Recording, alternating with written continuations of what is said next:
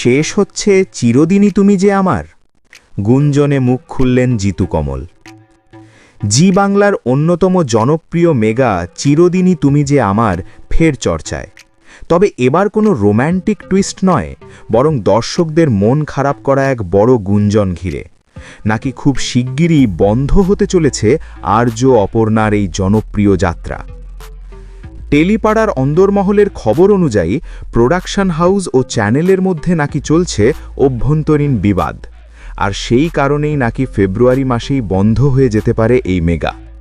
শোনা যাচ্ছে চ্যানেলের সঙ্গে ঝামেলার কারণে প্রোডাকশন হাউস আর জিতে ধারাবাহিক চালিয়ে যেতে রাজি নয়।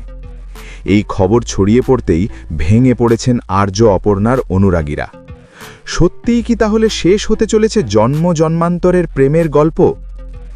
এই জল্পনার মাঝেই অবশেষে মুখ খুললেন ধারাবাহিকের নায়ক, ছোট পর্দার আর্য অভিনেতা জিতু কমল। সম্প্রতি জিতু অভিনীত ছবি চোরের পোস্টার লঞ্চ অনুষ্ঠানে সাংবাদিকদের প্রশ্নের উত্তরে তিনি স্পষ্ট জানান, এই খবর আপাতত ভিত্তিহীন।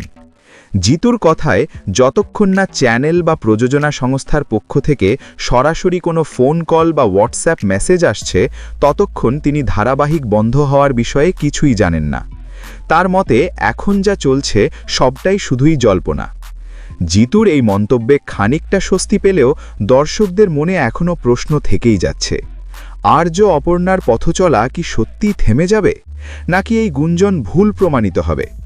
আপাতত অফিসিয়ালি কোনো ঘোষণা না আসায় দর্শকদের অপেক্ষা করা ছাড়া উপায় নেই।